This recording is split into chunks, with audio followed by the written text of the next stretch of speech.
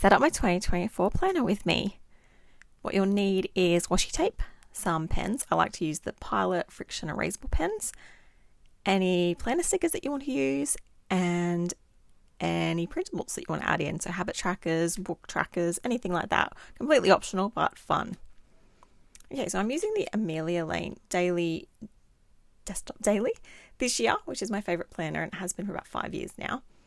So the first thing I always do is start at my month view pages and I block out the school holidays. So here in Australia, we have 4 lots of school holidays through the year and our biggest break is over the summer. So most of our January is blocked out, and I find the easiest way to block out these large amounts of time is with washi tape.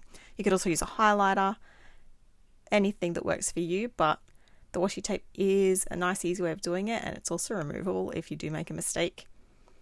So I just go through each of the school holidays using our local government website just to make sure that I've got the dates correct and add these in blocks using a different color for each school break. You don't need to do this.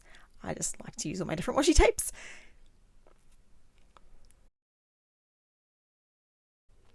And then the next thing I like to do is go through and block out any actual travel that we have planned for the year. So in the case of this year, in January, we have a few days on a houseboat for my father-in-law's 70th birthday. So I'm just adding a different coloured washi tape over that block just to show the difference between the two. And I'll also go ahead and write at the top of that what that actual trip is for once I am filling in all the important dates later. So then blocking out any other trips that you've got booked in there. So this one's for an RV trip that we've got coming up in March. And because this one does overlap, I've already put the other colour in, and so it'll look a little bit different, but that's okay. As long as I know what that means, then I'm not too worried. Now, I did forget to order some new planner stickers for this year for general important dates. So what I went and did was purchase these printable ones from Etsy, and I just printed them on sticker paper so that I could just cut them out and put them in my planner. So I just love stickers just to add a little bit of pop of colour, a little bit of fun, and it saves writing everything in by hand as well. So just going through and adding those, and I also like to add a sticker to the actual day of the month as well as the calendar block. And then I grab my old planner and I use this to refer when I'm putting in birthdays and other special dates throughout the planner. So family birthdays, friends, and anniversaries. And that way you've got your dates correct because you've already had them in your last planner, or you hope they're correct if they were in your planner from the current year. And then again, I like to add this also to the daily view because I don't always look at that calendar view, and it's good just to have it in both places.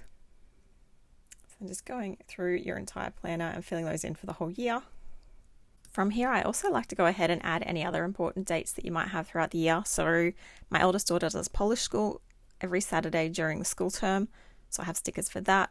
And then for my work tasks, I have set tasks that I do every Monday, and then I just like to block those out to remind me that this is what I tend to focus on this particular day of the month. And I found that by having this in my planner, it's sort of a non-negotiable, and while I can be flexible and move it if I need to, it has really worked to help me stay on track with those particular focus days.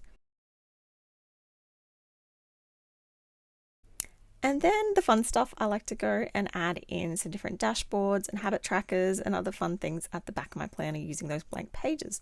So the ones that I am using are things that I have created. So I've created this mortgage payoff one just for the last stage of our mortgage. Just a bit of fun, colouring in the balloons.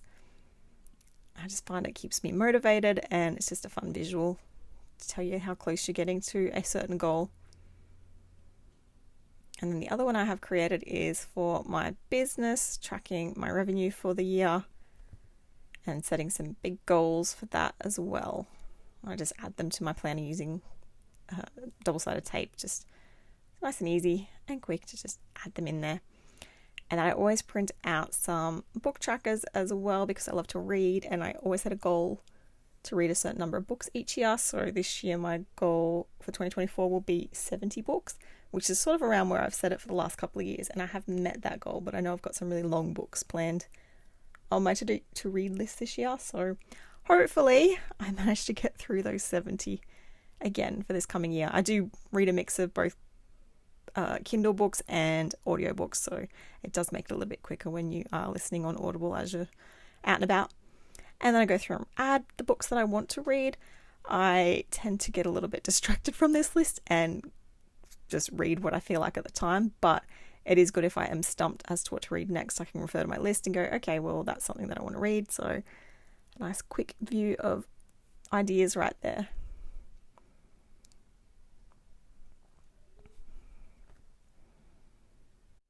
And then the last thing I love to do is adding a word of the day vision board, word of the year vision board. So my word of the year for 2024 is shift. Last year it was intentional. And this is just a really fun visual. I'll flip through, see that every now and again, and it just reminds me to make sure that everything is in line with that vision for the year.